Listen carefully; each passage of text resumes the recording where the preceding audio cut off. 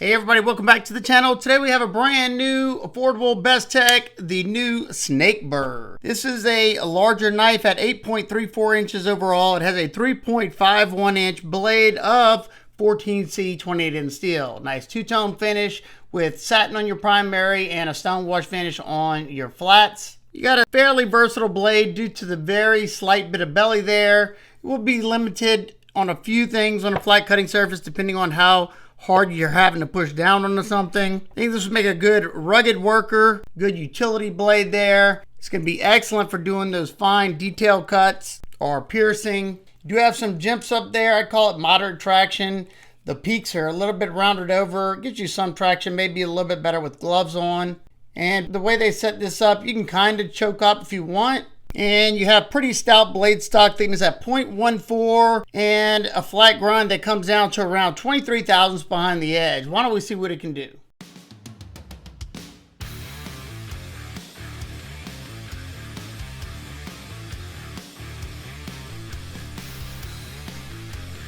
And I've had really good luck with edges out of box from Bestech. This one came screaming sharp. It's going to shine at in-hand cuts like this because you got a fairly straight edge, so you can have full power from the heel all the way to the tip. You know, as you're getting through the material, the way your hand arcs, that power, you're gonna stay in your cut the entire way. You got a nice longer usable blade and somewhat of a flat spot if you want to choke up.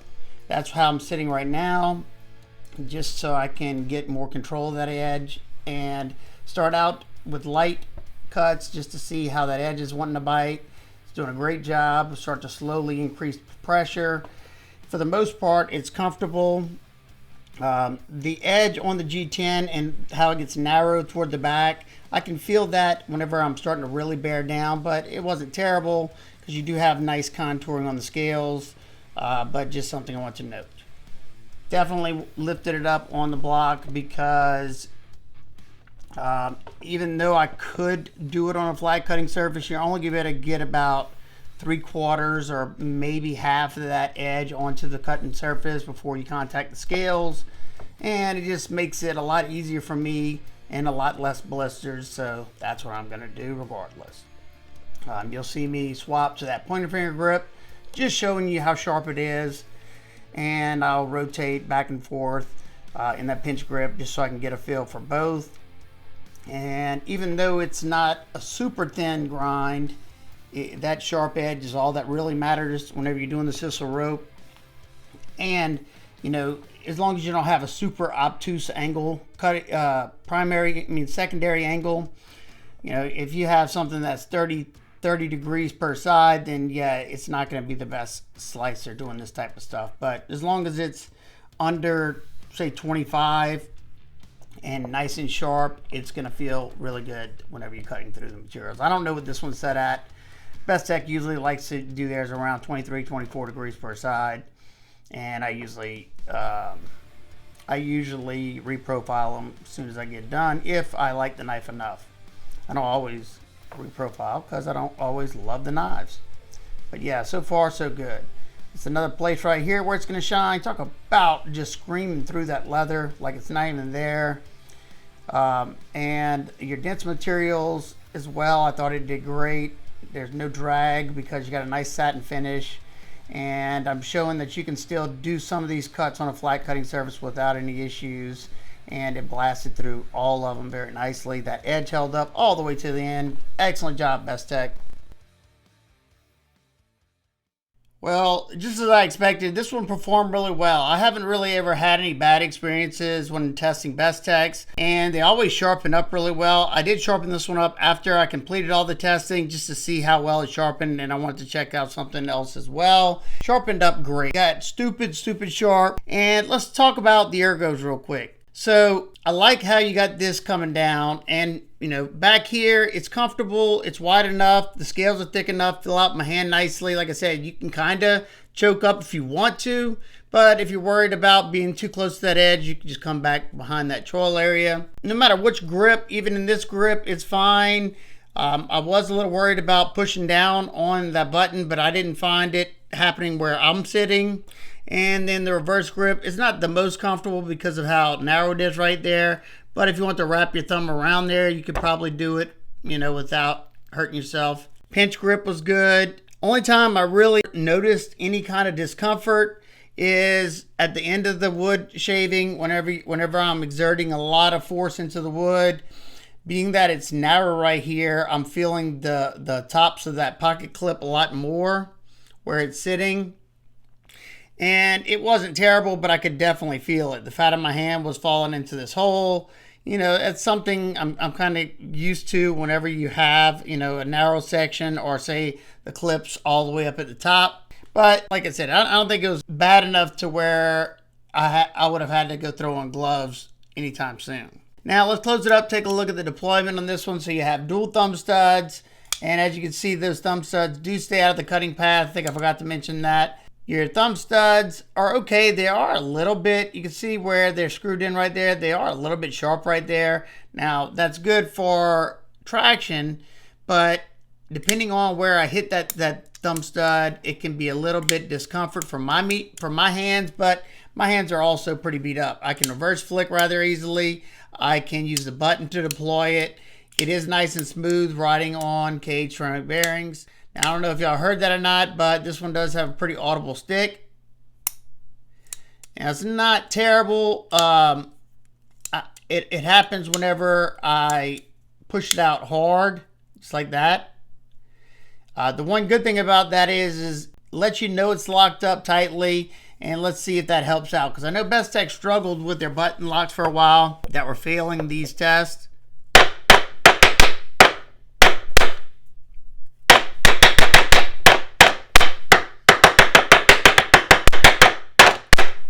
Voila! So rock solid. Let's see how much. Yeah, I mean, take it or leave it. With button locks, I don't mind unless it's like so hard to where it's hurting my thumb.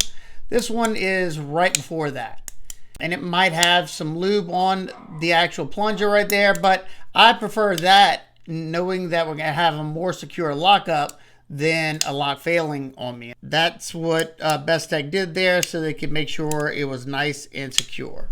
Let's close it up, take a look at the handle area. So this one has contoured smooth G10 with a chamfer going all the way around. Plus, if you look closely, hopefully you can see that, they even knocked off the hard edge, so it's not sharp at all.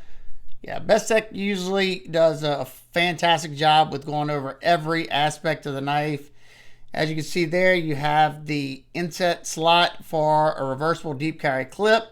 So it is inset. Now the screws aren't countersunk, but they use button head screws. So I did not notice that at all going in and out of the pocket. You have a G10 backspacer with a hidden lanyard pin. Nice. You have a recessed spot for that button lock so you don't accidentally disengage it. As you can see there, you have to go below that spot to make it disengage. You have the Bestech logoed pivot there. Torx T8 for your pivot. Unfortunately, they went with T6 for your body screws and your clip screws. I would have much preferred T8 throughout because they're a lot less likely to strip out, and that means I don't have to swap out drivers to take apart this knife. Is it a deal breaker for me? Absolutely not. I haven't had any issues taking apart any of my Bestechs in the last year or so, so I'm okay with it.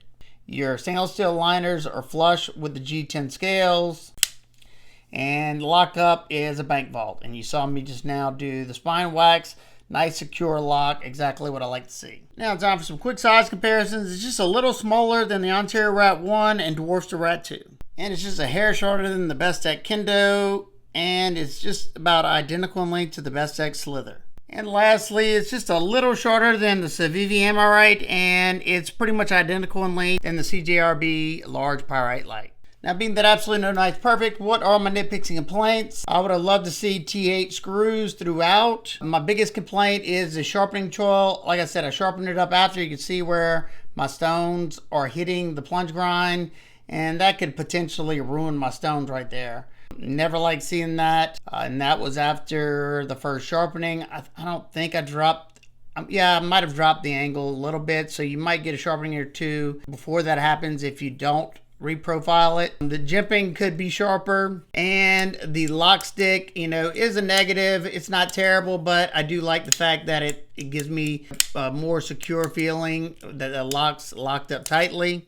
And you know, if you could be doing a lot of hard push cutting into stuff, you may get some discomfort from this pocket clip being how narrow it is. For me, I didn't notice it all that much. I feel it more in the pull grip, feel the top portion of this clip, but it wasn't terrible or anything. And lastly, I think the thumb studs are a little sharp, just, you know, depending on where you grab them at, and it's from that torque screw right there. You know, once again, not terrible, and if I grab it underneath that, it's not really that big of a deal, but on top of it, I can really, really feel it. So what are my final thoughts? If you're looking for a heavier worker knife, good utility blade, you know, it's fairly comfortable, nice action, and good fit and finish. Not to mention the 14C is going to be tough for you.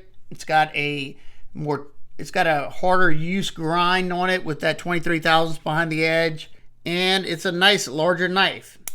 This one right here comes in at $60. There are other variations, other color G10. You can get black wash as well. And if nothing I talked about was a deal breaker for you and you're interested in picking up one of these, I will have this linked down below in the description. I'll probably also have all the new Bestech knives that have dropped recently. So that's going to do it for today's video. If you have any questions, comments, concerns, leave those down below and I'll do my best to get back with you. I hope every single one of y'all is having a fantastic day today. And remember, keep these blades sharp, smile more. Hey, hey, hey, hey.